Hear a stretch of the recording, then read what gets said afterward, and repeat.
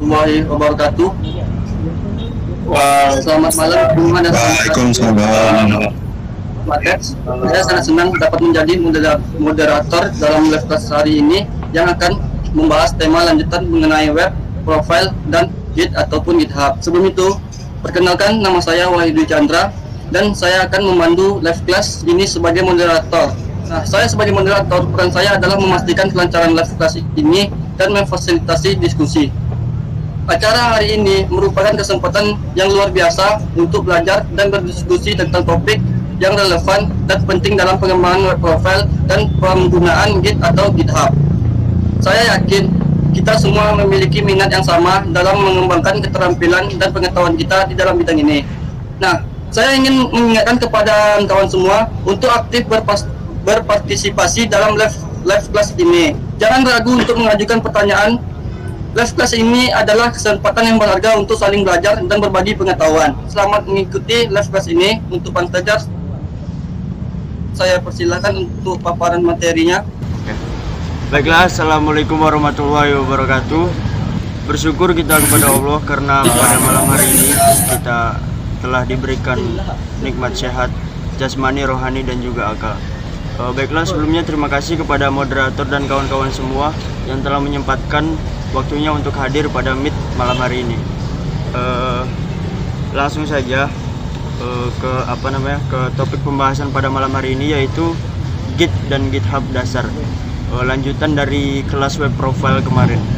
Sebelum kita ke inti dari topik pembahasannya, alangkah baiknya kita mengetahui sejarah dari kedua aplikasi tersebut. Sejarah Git muncul dengan latar belakang open source project Linux kernel. Pada tahun 1991 sampai 2002, Linux kernel didevelop hanya dengan memanfaatkan patch dan archive file. Dan tahun 2002, Linux kernel mulai menggunakan DVGS bernama Bitkeeper. Di tahun 2005, hubungan antara perusahaan pemilik Bitkeeper dengan komunitas Linux kernel kurang baik, sehingga pembuat Linus Torvalds mulai membuat DVGS sendiri.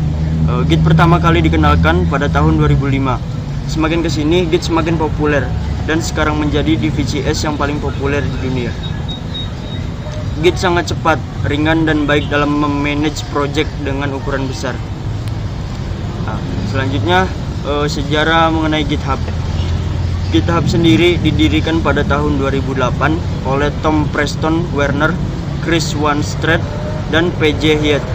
Tujuan utama GitHub adalah menyediakan platform hosting repository Git yang mudah digunakan dan mendukung kolaborasi dalam pengembangan perangkat lunak. GitHub membawa konsep kolaborasi dalam pengembangan perangkat lunak ke tingkat yang baru. Pengembangan dapat berbagi repositori mereka, mengelola perubahan dengan permintaan tarik, dan berpartisipasi dalam diskusi dan manajemen proyek. Seiring berjalannya waktu, GitHub menjadi platform yang sangat populer di kalangan pengembangan perangkat lunak dan komunitas open source. Hal ini mendorong adopsi dan kontribusi terbuka pada proyek-proyek perangkat lunak. Microsoft mengakuisisi GitHub pada tahun 2018. GitHub juga secara luas oleh berbagai organisasi di komunitas di seluruh dunia. Mungkin topik pembahasan pada kali ini yaitu ada beberapa poin. Yang pertama, apa itu Git? Yang kedua, bagaimana jika tidak menggunakan Git, dan bagaimana jika menggunakan Git? Yang ketiga, apa itu GitHub? Yang keempat, istilah-istilah komen pada Git. Yang kelima, bekerja dengan Git dan GitHub. Baiklah, langsung saja. Mungkin pendahuluan dulu sebelum kita masuk ke materi intinya. Yang perlu teman-teman perhatikan bahwa Git dan GitHub itu merupakan dua hal yang berbeda. Jika kalian bisa saja bekerja dengan Git tanpa GitHub, atau sebaliknya, kalian bisa menggunakan GitHub di komputer kalian, tidak terinstall Git. Nah, mungkin itu pembuka supaya tidak ada yang keliru bahwasanya GitHub itu sama dengan Git atau sebaliknya. Nah, sederhananya Git itu merupakan salah satu dari sesuatu yang disebut VCS, Version Control System. Nah, jadi kita harus bahas juga nih apa itu Version Control System. Version Control System disebut juga sebagai Revision Control System. atau source code management adalah sistem yang mengelola perubahan dari sebuah dokumen, program komputer, website, maupun kumpulan informasi lainnya.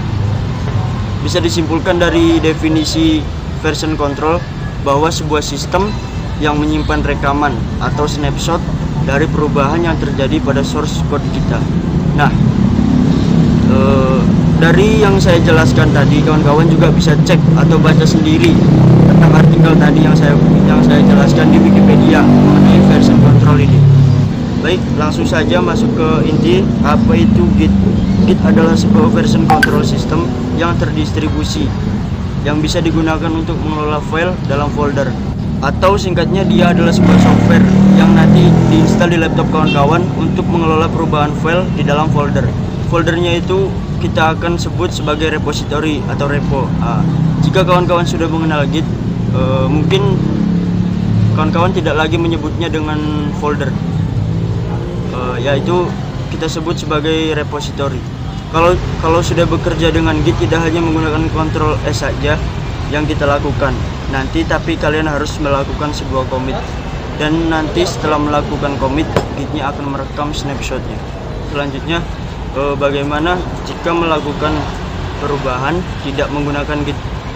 Jika melakukan perubahan, jika melakukan pengelolaan dalam suatu file secara manual, seperti melakukan revisi terhadap suatu file, tentunya file yang kita revisi tadi akan bertambah. Alhasil file awalnya cuma satu menjadi banyak sesuai dengan perubahan yang kita lakukan. Dan bagaimana jika menggunakan Git? Yang terjadi adalah filenya cuma satu. Nanti Git cukup pintar untuk menyimpan histori perubahannya yang kita sebut sebagai commit. Selanjutnya kita akan mulai membahas mengenai GitHub. Apa itu GitHub? GitHub merupakan sebuah website atau layanan cloud untuk menyimpan, mengelola sebuah project atau file yang kita sebut sebagai repository tadi, yang mana file tersebut kita kelola menggunakan version control yang dimiliki oleh GitHub. Jadi kawan-kawan semua tidak perlu menginstal Git di komputer kalian. Nah, ini kebalikannya dari yang tadi. Kalian bisa bekerja di GitHub tanpa menginstal Git. Atau kata Pak Sandi Gagali dari Web Programming Unpas, beliau menyebut GitHub itu sebagai Instagramnya para programmer. Dan di GitHub sendiri kalian juga bisa melakukan commit dan lain sebagainya. Atau simpelnya gini, GitHub itu adalah suatu website yang di dalamnya menggunakan Git. Dan nanti kedepannya kawan-kawan semua akan ada istilah yang harus diketahui dan dipahami. Istilah-istilah yang nanti akan kita pakai untuk menyimpan web profile yang sebelumnya telah kita buat ke dalam repository GitHub menggunakan Git. Nah, ini dia ada beberapa istilah-istilah komen pada Git. Mungkin tidak semua yang kita pakai di dalam yang saya presentasikan ini, ada beberapa saja. Yang penting kawan-kawan semua sudah mengetahui dan sudah paham.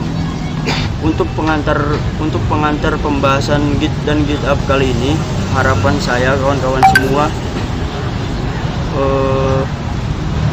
mendapatkan gambaran seberapa penting penggunaan Git dan GitHub ini dalam mengelola source code, khususnya untuk kita sebagai mahasiswa informatika yang sudah tidak asing lagi dengan istilahnya coding-mengcoding lah.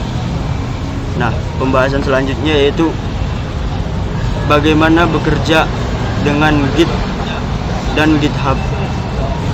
Buat kawan-kawan semua yang dari kemarin udah gak sabar mungkin kan gimana caranya bekerja menggunakan Git dan GitHub-nya, langsung saja kita mulai pada malam hari ini. Untuk kawan-kawan semua dipersilakan untuk dibuka lagi laptopnya. Saya kira kawan-kawan semua belum diinstal software Git-nya. Jadi di sini mungkin ada beberapa materi untuk penginstalan Git.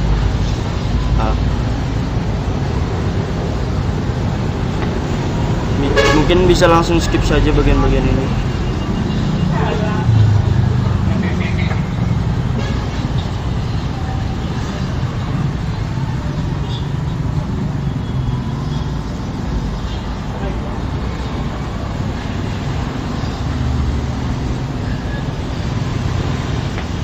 Nah, selanjutnya membuat repository.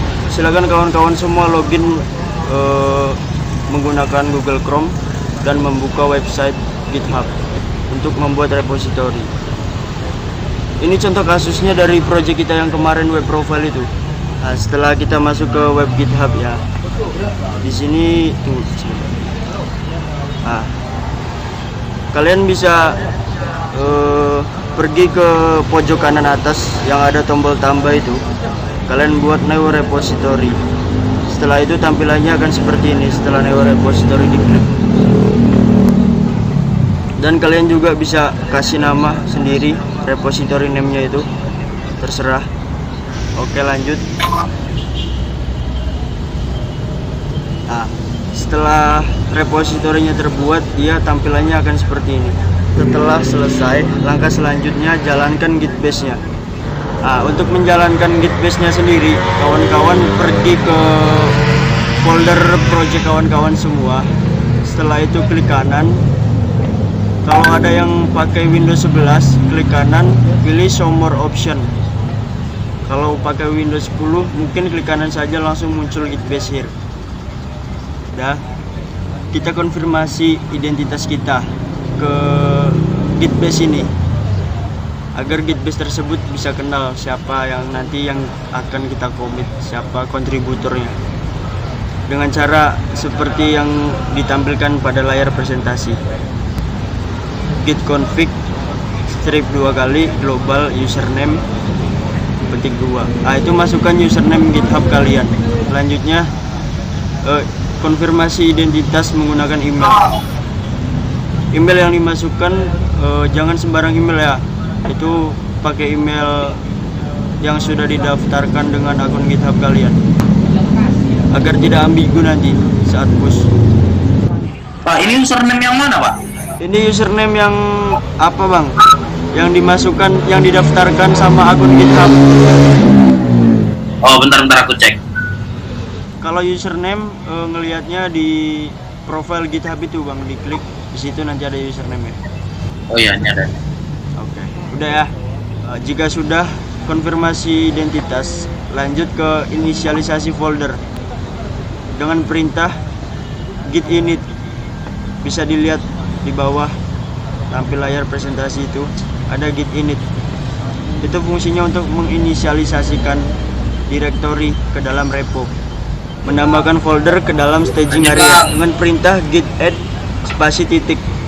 Titik itu artinya kita menambahkan semua folder project web kita, web profile kita ke dalam staging area sebelum nanti di commit dan masuk ke repository GitHub. Melakukan commit dengan perintah git commit spasi strip m. Strip m ini artinya memberikan message atau pesan untuk commit yang nanti akan kita commit. Nah, dilanjut dengan petik 2 yang di dalamnya ada pesan dari commitnya tersebut. Oke, lanjut ya. Branch atau percabangan. Ini dengan perintah git branch strip m main. Jadi kita membuat cabang baru yaitu main. Oke, lanjut. Ini remote. Git remote ini bisa dilihat dari repository GitHub yang sudah dibuat tadi. Bisa di copy dari situ langsung dipastekan di terminal git base-nya. Pak, gunanya remote-nya apa, Pak? Remote itu fungsinya sebagai mengelola koneksi dengan remote repository. Setelah di remote tadi mungkin ada yang ketinggalan slide-nya, yaitu git push dengan perintah seperti ini. Saya akan presentasikan perintahnya, tunggu sebentar. Nah, perintahnya seperti ini, git push u origin main. Setelah di remote tadi langsung di push dengan perintah ini, git push strip u origin main. Setelah di push tadi kita diminta autentikasi. Nanti akan muncul notifikasi pop-up seperti gambar yang dipresentasikan di layar. Setelah muncul notifikasi pop-up seperti itu, maka klik saja sign with your browser. Itu berarti kalau misalkan yang nggak muncul sign in with browsernya itu langsung refresh saja GitHub-nya. Dilihat di terminal Gitbase-nya. Jika udah seperti ini maka udah sukses.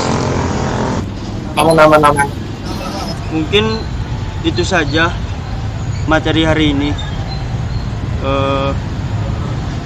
Cukup sekian penyampaian dari saya. Mohon maaf jika ada kesalahan. Saya kembalikan kepada moderator, kepada Wahyu, dipersilakan.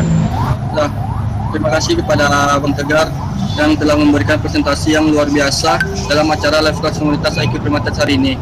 Pengetahuan dan pengalaman yang Bang Tegar bagikan sangat berharga bagi kita semua. Semoga live class ini telah memberikan wawasan yang berharga dan memperluas pemahaman kita. Saya tutup dengan Assalamualaikum warahmatullahi wabarakatuh. Waalaikumsalam warahmatullahi wabarakatuh.